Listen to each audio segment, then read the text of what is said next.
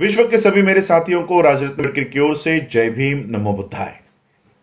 The बुद्धानिस धम्मा के तीसरे episode में आप सभी लोगों का स्वागत है। कल के भाग में हमने देखा कि सिद्धार्थ के पूर्वज कौन थे और उनका कुल क्या था। आज हम लोग सिद्धार्थ के जन्म के बारे में जानेंगे। सिद्धार्थ इनका जो जन्म हुआ था, ये शुद्धोधन इनके घर जन्मे थे। उस समय शाक्यों की एक प्रथा थी, वो गर्मियों में, मध्य गर्मियों में एक उत्सव मनाया करते थे। ये उत्सव सभी शाक्य इस उत्सव में शामिल हुआ करते थे, सभी शासक परिवार इसमें शामिल हुआ करते थे और ये सामान्य रूप से 7 दिनों तक ये उत्सव चलता था। एक बार महामाया ने ये निश्चय किया कि इस बार का जो उत्सव है वो बड़ी दृढ़तापूर्वक उसको मनाएंगे। फलों से, फूलों से, अन्न धान्यों से इसको मनाया जाएगा, लेकिन किसी भी तरह का मद्यपान इस उत्सव में नहीं हुआ करता था। महामाया 7वें दिन यानी इस उत्सव के आखिरी दिन सुबह जल्दी उठी, सुगंधित पानी से वो नहाई, अच्छे आभूषण पहने, अच्छा खाना खाया और पूरा वो उत्सव में शामिल हुई। पूरा राज परिवार, शासक परिवार शामिल हुआ और उस रात को फिर वो अपने शयन कक्ष में, अपनी शैया के ऊपर, वो शैया भी फूलों से सजाई गई थी, सुगंधित द्रव्यों से सजाई गई थी। और उस रात शुद्धोधन और महामाया ये समीप आए, नजदीक आए और उसी रात महामाया को गर्भधारणा हुई। उसी शैया पे लेटे हुए महामाया को एक सपना आया। महामाया ने देखा, अपने सपने में देखा कि 4 विश्व के रक्षक उनकी जो शैया है वो शैया उठाकर हिमालय पर्वत पर ले गए। हिमालय पर्वत पर ले जाने के बाद एक और वो 4 विश्व के रक्षक खड़े हो गए और उनकी पत्नियां, वो 4 रक्षकों की पत्नियां आई और महामाया को मानसरोवर तालाब पर लेकर गई। उनको सुगंधित पानी से नहलाया, अच्छे आभूषण पहनाए, जैसे किसी बड़े महामानव से उनकी मुलाकात करवानी हो। और फिर थोड़ी ही देर में बोधिसत्व सुमेध नाम की व्यक्ति महामाया के पास आई और महामाया से कहा कि मैं अपना आखिरी जन्म लेना चाहता हूं, क्या आप मेरी माता बनेंगी? महामाया ने बड़े ही उत्साह से और चाह से कहा, क्यों नहीं, मैं आपकी मां बनने के लिए तैयार हूं। और तभी उनका सपना उनको जाग आ गई, उनका सपना टूट गया और उन्होंने ये सपना ये शुद्धोधन को बताया। शुद्धोधन ने दूसरे दिन उनके जो 8 ब्राह्मण हुआ करते थे, जो इस विद्या में पारंगत थे, उनको बुलाया, उनको आभूषण दिए, उनको खाना पीना दिया, उनकी जो फीस हुआ करती थी वो दिया। और शुद्धोधन ने यह सपना उन ब्राह्मणों को बताया कि इस सपने का अर्थ बताओ। वो सारे ब्राह्मण उस सपने का अर्थ ढूंढते ढूंढते उन्होंने राजा को, शुद्धोधन को बताया कि आप कोई चिंता ना करें, आपके घर एक बालक जन्म लेगा।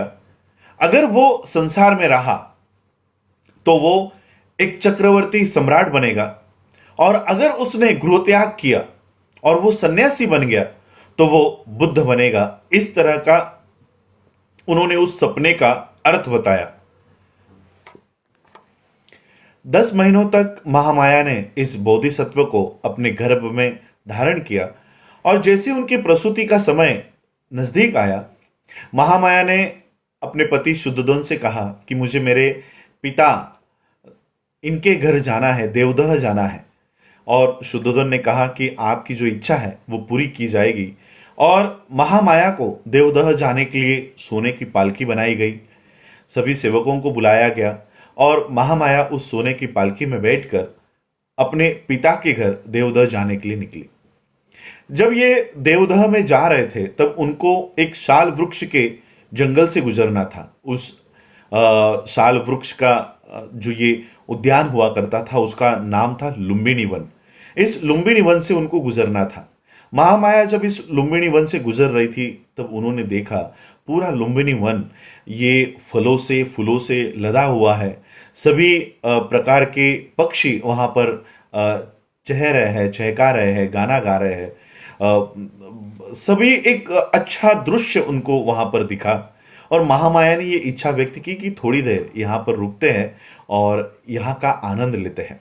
महामाया ने सेवकों से कहा कि ये जो पालकी है यहीं पे रुकवाओ, और महामाया एक विशाल ऐसे शाल वृक्ष के पास खड़ी हो गई और वो अपने हाथों से कुछ टहनी पकड़ने की कोशिश कर रही थी, लेकिन हवा की जोर से वो पेड़ की टहनियां ऊपर नीचे हो रही थी, लेकिन एक पेड़ की टहनी महामाया के हाथ में आ गई। जैसे ही उन्होंने वो पकड़ी, हवा की जोर से वो टहनी ऊपर उठ गई, और जैसे ही वो ऊपर उठ गई, महामाया ने खड़े खड़े ही इस बोधिसत्व को जन्म दे दिया। ये बोधिसत्व को जन्म दे दिया, वो साल था 563 बीसी। 563 बीसी वैशाख पूर्णिमा के दिन सिद्धार्थ का जन्म हुआ।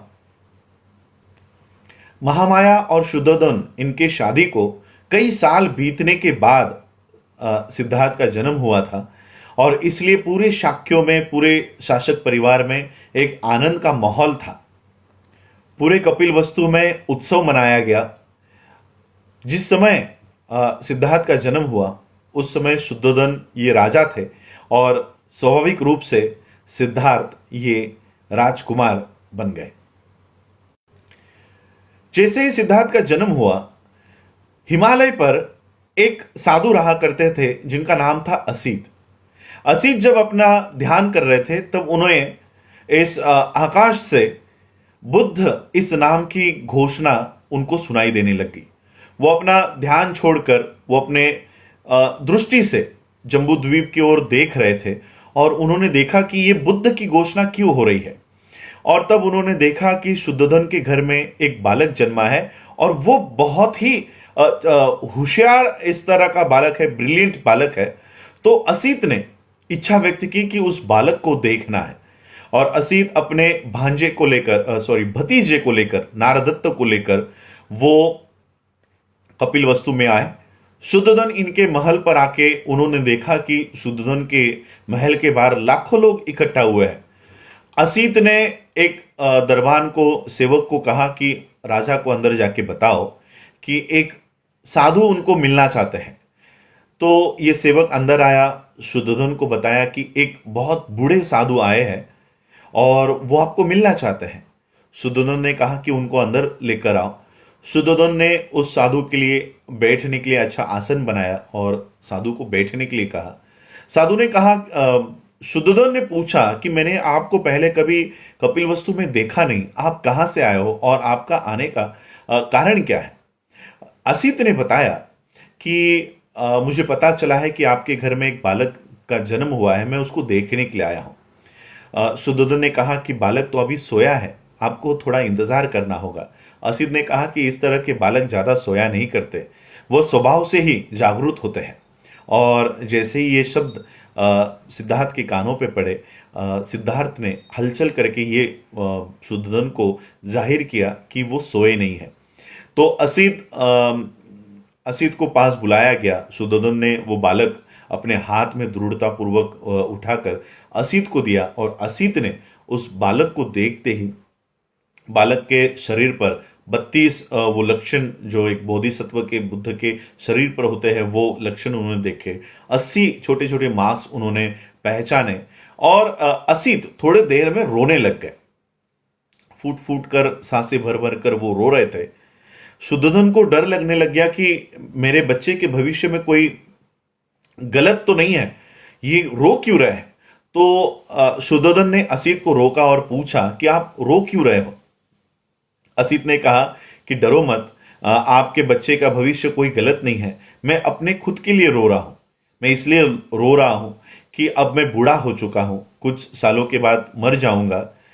आपका जो बेटा है ये निश्चित रूप से ये बुद्ध बनने वाला है, और विश्व में ऐसी क्रांति लाएगा, उस धम्म चक्र को ये प्रवर्तित करेगा जिसको देखने के लिए मैं नहीं हूंगा।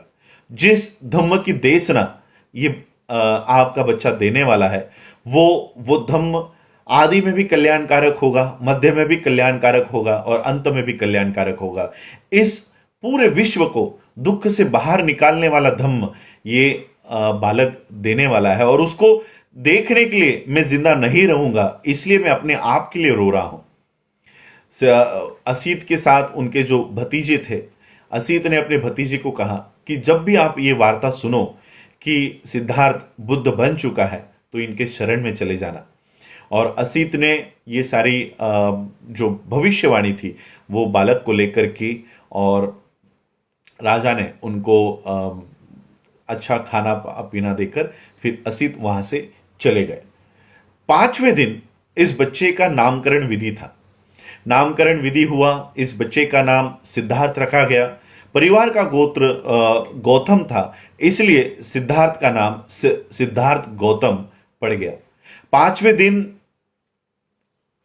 सिद्धार्थ की जो माता थी महामाया, ये बीमार पड़ गई और उनकी बीमारी एक बहुत गंभीर स्वरूप उस बीमारी ने ले लिया। और फिर महामाया को पता चल गया कि उनका अंतिम समय अब नजदीक आ रहा है। महामाया ने शुद्धोधन को और महाप्रजापति को कहा कि अब मेरा अंतिम समय नजदीक आया है, अब मुझे जाने की इजाजत दो मुझे। और मुझे कोई दुख नहीं है, मुझे कोई दुख नहीं है कि कुछ ही मिनटों में मेरा बच्चा बिना माँ का हो जाएगा। मुझे पूरा विश्वास है कि प्रजापति मेरे बच्चे को अपने माँ से भी ज़्यादा अधिक प्यार करेगी। मुझे दुख इस बात का है कि जो असीत ने कहा कि मेरा बच्चा बुद्ध होगा, वो देखने के लिए मैं नहीं होंगी। और महामाया का देहांत हो गया।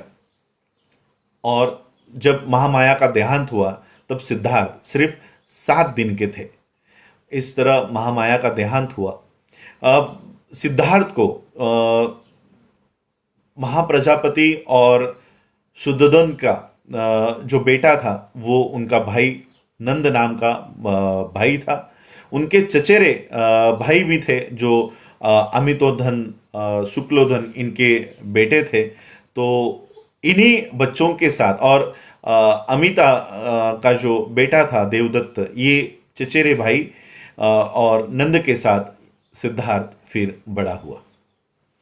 आज क्योंकि समय बहुत लंबा हो गया है तो आज हम यहीं तक इस एपिसोड्स को देखेंगे। कल के एपिसोड्स में हम जानेंगे कि सिद्धार्थ का बचपन कैसा था, उनकी शिक्षा कैसी थी, बचपन में उन्होंने क्या क्या शिक्षा प्राप्त की, ये सभी इसको हम देखेंगे और धीरे धीरे बुद्ध एंड हिज धम्मा की आगे और बढ़ते जाएंगे। और सिद्धार्थ ने प्रवर्जा क्यों ली, इसका उत्तर हम ढूंढेंगे। आप लोगों ने मुझे सुना, उसके लिए आभार। जय भीम, जय भारत, जय बुद्ध।